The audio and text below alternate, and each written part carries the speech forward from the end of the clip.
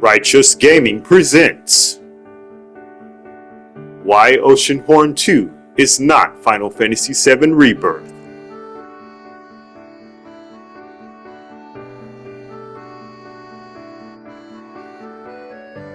Oceanhorn 2 opens up with a traditional narration.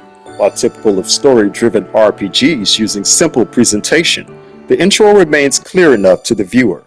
The book on the pedestal reminds me a lot of the opening book from Chrono Cross, or the narration that describes the mural in Shining Resonance Reframe. Instantly, I'm drawn in by the few words that are spoken about this mysterious world that I am about to enter. It doesn't bother with presenting an epic 30-minute intro to make that happen, much similar to Final Fantasy VII, though not the remake, with the intros being extended to differentiate itself from the original. So Kronos is the enemy again, huh? I wonder why time keeps presenting itself as the main foe.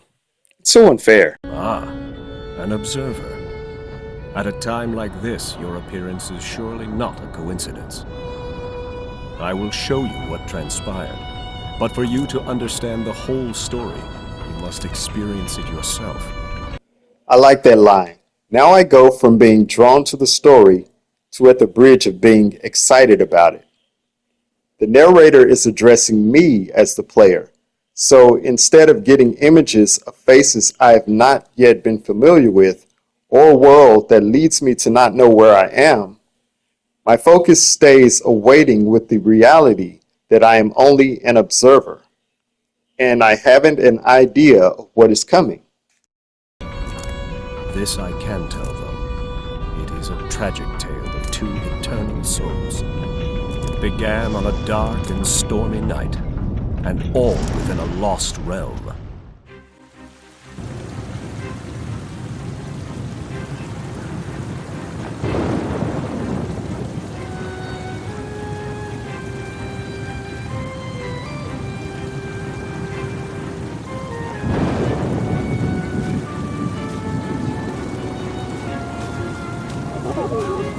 He said he would meet us here. Is it really you, Mesmeroth, old friend? Wait, what is his name again? Mesmeroth? And is that the Triforce symbol on his head? I haven't played a Zelda game since Wind Waker, but here is clearly some resemblance. The men in black cloaks from Final Fantasy VII. Skeletor, too. He looks kind of like Skeletor from Masters of the Universe, but let's continue. When I got the message, I could not believe it was from you.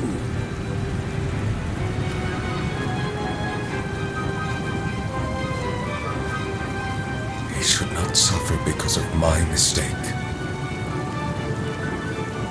This child is for you to raise, Master Mayfair. Take good care of him. The child is clearly the hero of the story, hence the Zero Dawn reference of Frost with baby Aloy.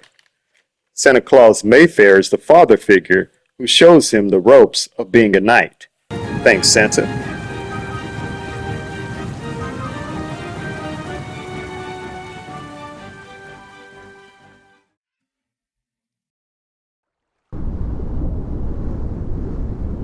We're moving on to the game's climax from here. If you want to experience the game for yourself, I consider turning the video off now. So we can see how Oceanhorn 2 is inspired by other games, including Final Fantasy VII Rebirth. But the game does a fantastic job of incorporating those ideas without losing its way. I encountered no bugs during my entire playthrough, and I appreciate its simple charm and gameplay. You have elemental magic like in Rebirth, but the elements work as you would expect them to. Element magic in Rebirth increases the enemy's stagger dodge when the element matches its weakness. But the elements in Oceanhorn 2 do not restrict heavy on weakness. They apply an elemental status, such as freeze or burn, to give the player an advantage in battle. You can even improvise with guns and bombs for extra damage.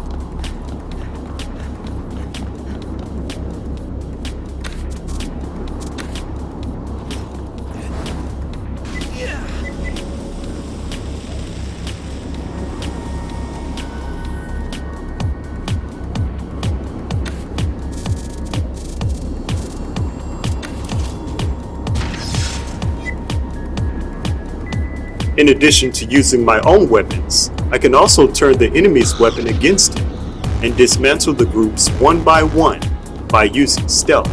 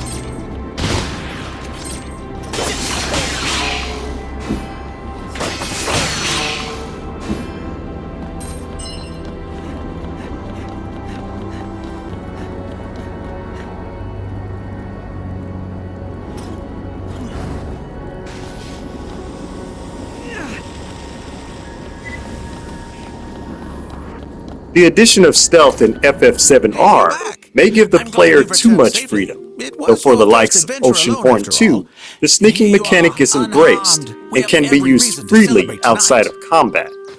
There is not even the ability to perform a preemptive strike in Rebirth, as seen in the original Final Fantasy VII. In FF7R, every fight is honorable, like a pre-made samurai from Ghost of Tsushima. The only stealth found in Rebirth is infiltrating thug bases and hijacking Chocobo. But all comparisons aside, I can't say I'd feel the same about getting an insta-kill on a behemoth as I would with the enemies in this game. You've only been gone for a couple of days, but it might be a good idea to hone your skills against the training dummy while I prepare some food. Yeah, let's get that dummy.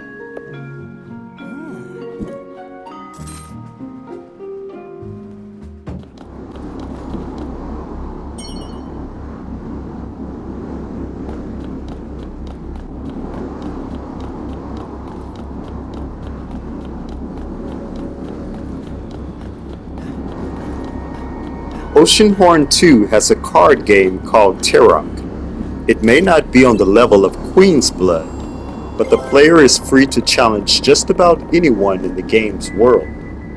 I am not a big fan of card games myself, but let's take a look at some earlier gameplay, shall we? We'll return here later.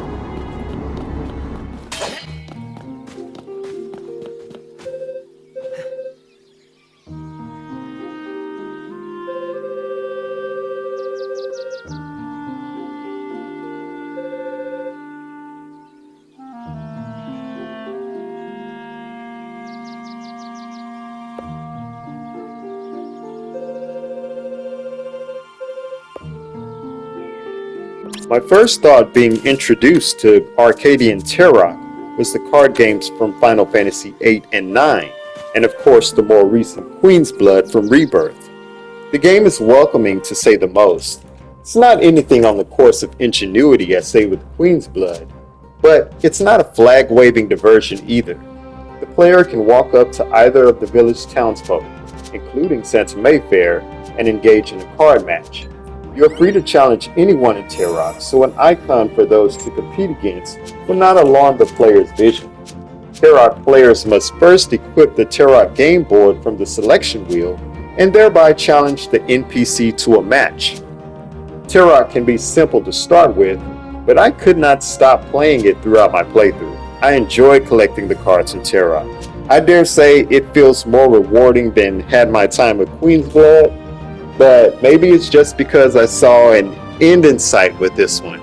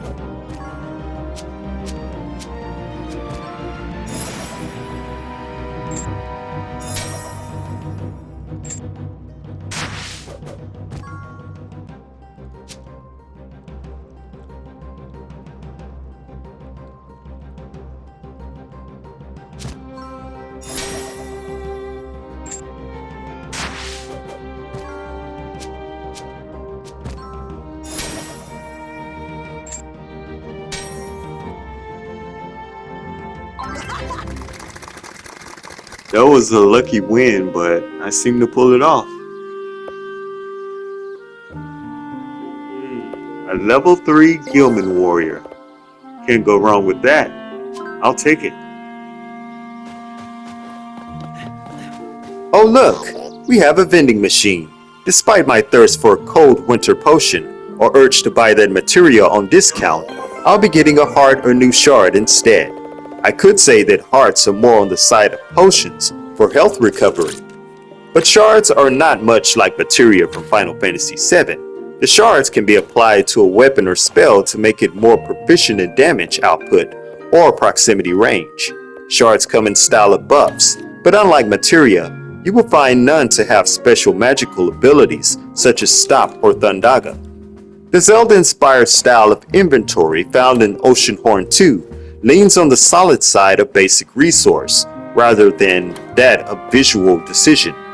Rebirth has a variety of items to make use of, but not a lot of those additions gave me reason to try them. Like, what is the point of owning hazardous material or biomateria if the majority of enemies are partially phased by it?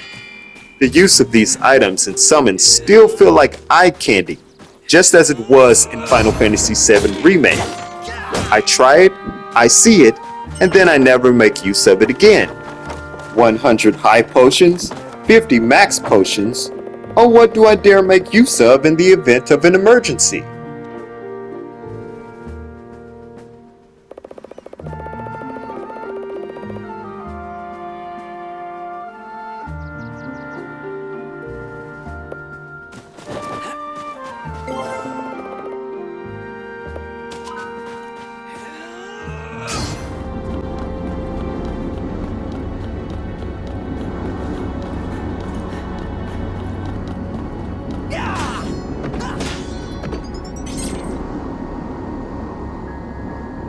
The boy rushes here to stop me.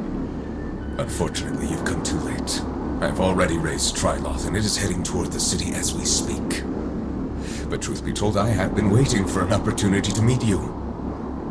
After defeating Shadow Naga here in this very place 20 years ago, people started to call me a hero and a savior. It was too much for Archimedes.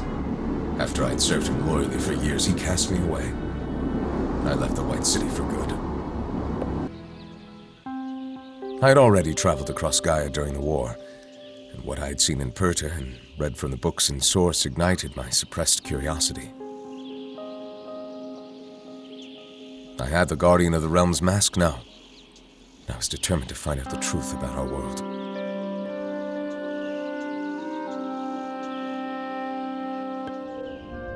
So I traveled to the beacon in the remote town of Arn and sought a room, similar to those I'd seen in other beacons.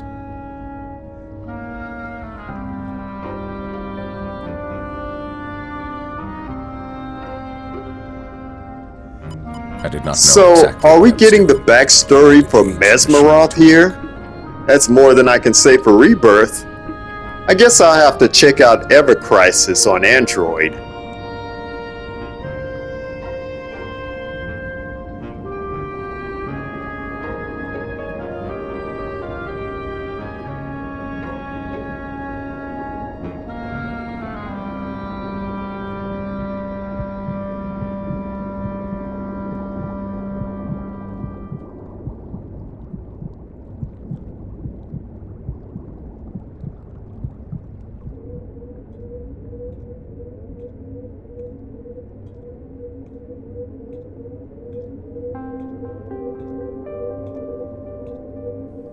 Soon I saw a true miracle take place before my eyes. In my hands, you were born. I took care of you for a while, as you were my responsibility. But this is not the face of a father. And as my resentment towards Archimedes grew, so did the shadow in my heart. I did the best thing I could. I gave you to the most honest man I have ever known. Is it really you? Miss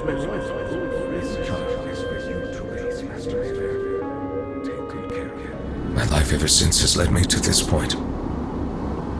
I am going to stop Archimedes, and you will stay here with Trin. And believe me, I will make sure that you do.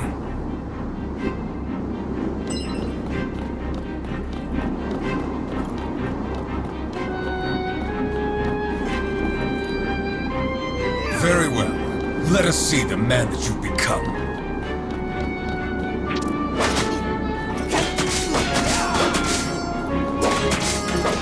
Come and face me, knight.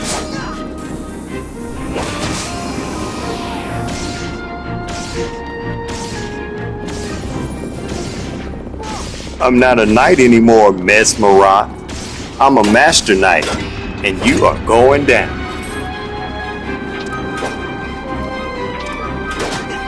As cool as Sephiroth's Masamune is, get a load of that staff in Mesmeroth's hand. Carrying a sword instead of staff. This thing is epic, and it's not that hard to parry either.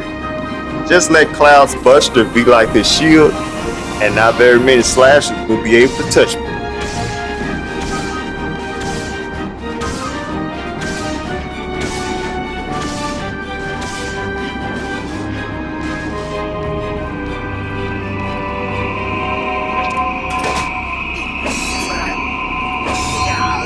The cool thing about fighting bosses in Oceanhorn 2 is that practically anything you use can work.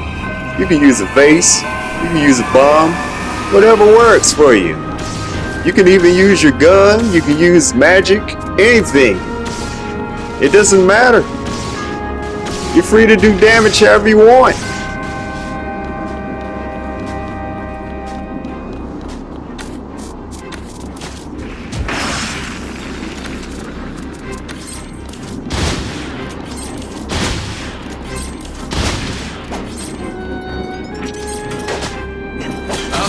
Master Mayfair has taught you well.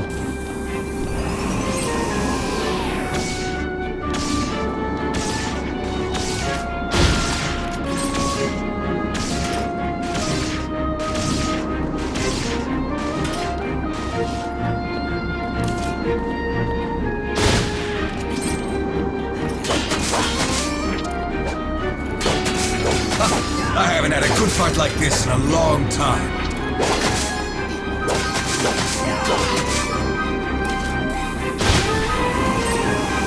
Your efforts are futile. I am more powerful than you can possibly imagine.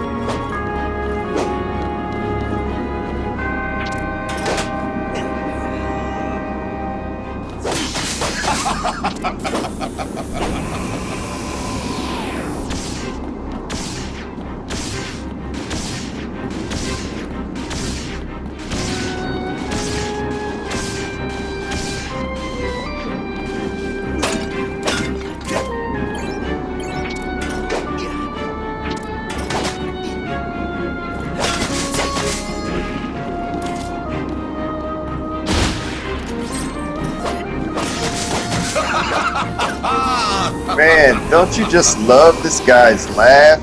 Man, it is so devilish.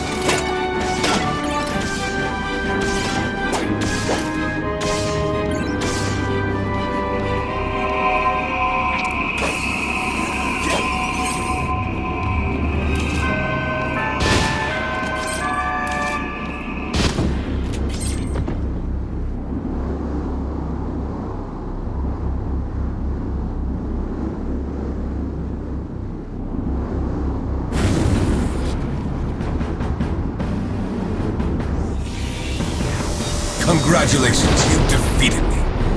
Or should I say, one of me. My apparition. Even though I enjoy spending time with you, son, I cannot let this go on any longer.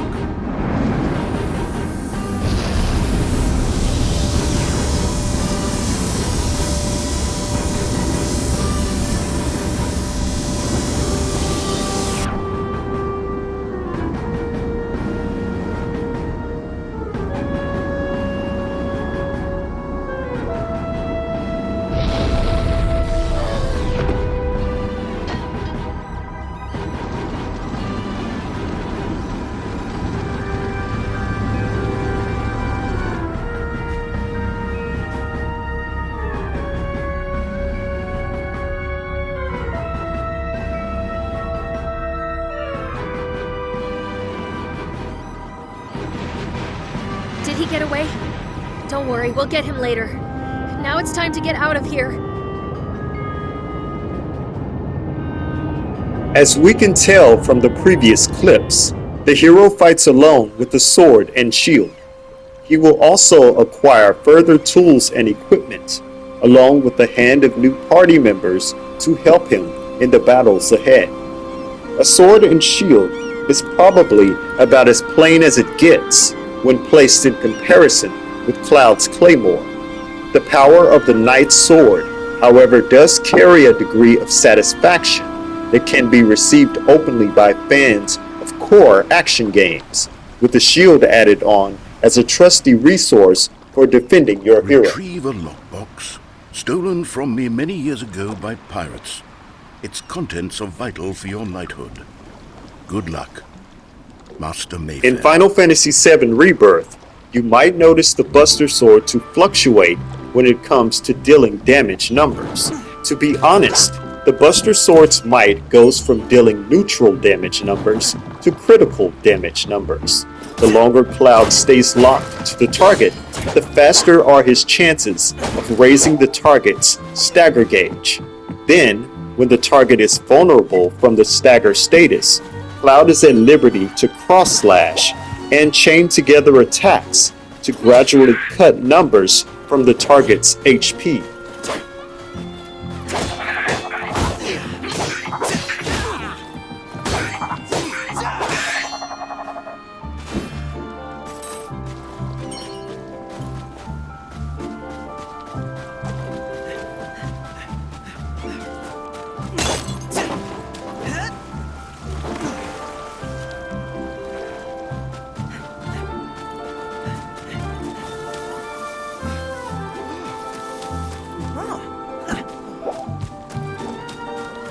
The enemies in Oceanhorn 2 do not have an unpredictable defense, or require the player to master an ability from a new weapon to freely make use of it. All tools or weapons can be swapped or used during gameplay, and the majority of them work as you would expect them to. Chaining combos are not a major factor in Oceanhorn 2, but it is for a good reason. You will not need to cause damage by number. You only need to understand your enemy and how to go about the conflict at hand.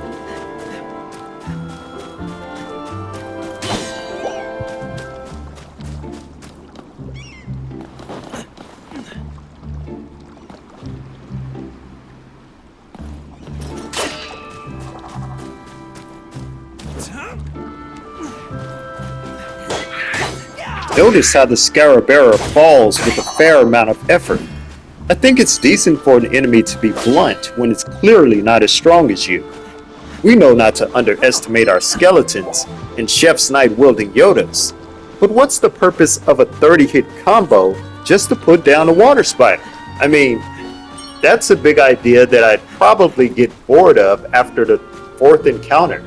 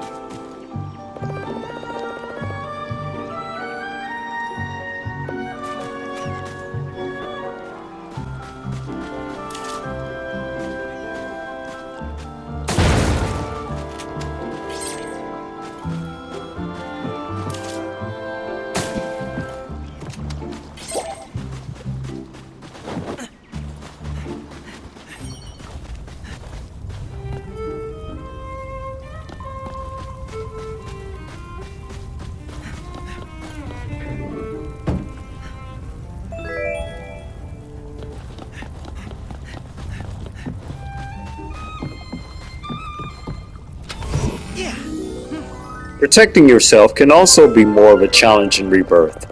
It's not as though you would have a true remake of Final Fantasy VII any other way, but you won't receive scratch damage when guarding with a shield like you do with blocking in Rebirth. Since the first game in the franchise, Final Fantasy has always been about HP and MP management.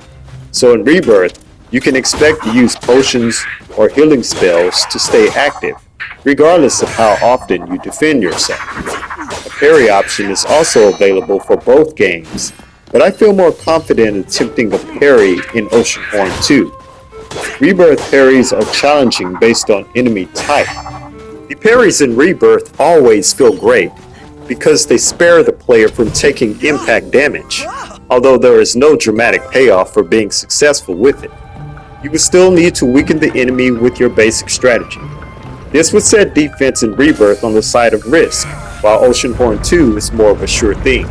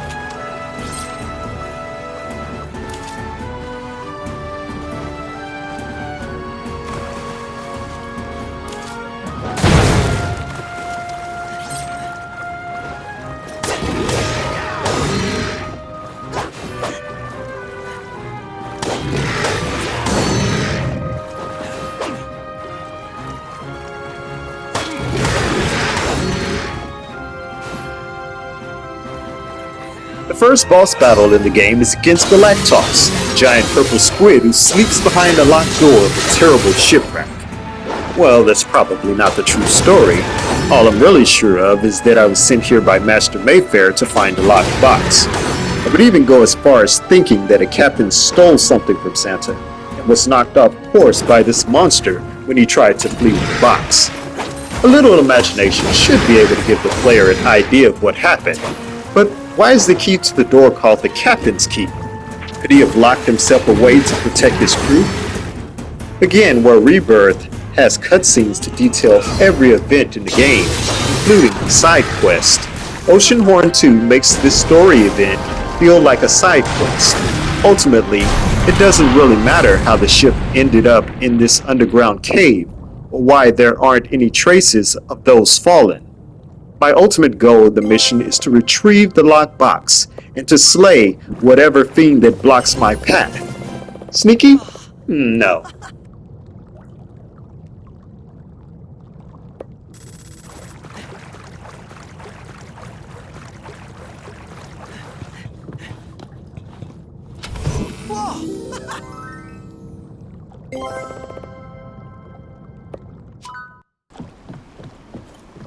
When seeing the open world map of Oceanhorn 2, I first think nostalgia, but after the experience of Final Fantasy VII Rebirth's world, I now think it's bitty. But don't get me wrong, open world maps are still acceptable. Rebirth's world has huge open zones that branch seamlessly through key areas, such as Calm Town and Under Junon. Some areas don't appear connected as much, like Gold Saucer and the Nibelheim Reactor, but the idea of a chibi-less Final Fantasy world is what I have personally dreamed of since Final Fantasy X.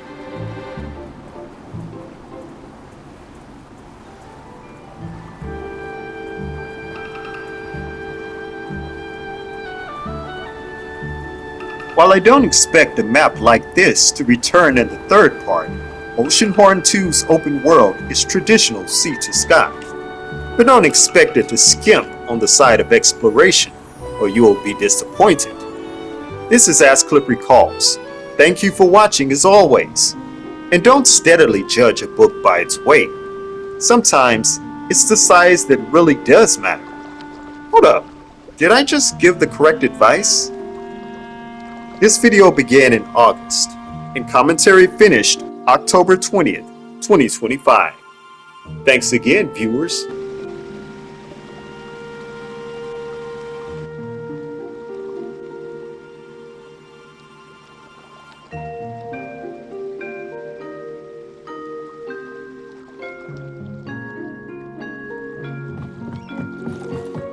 A knight in training has arrived.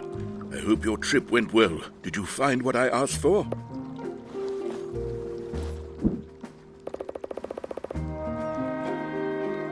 Good. Now, let's head home. You must be hungry. Let's eat, and you can tell me all about your adventure.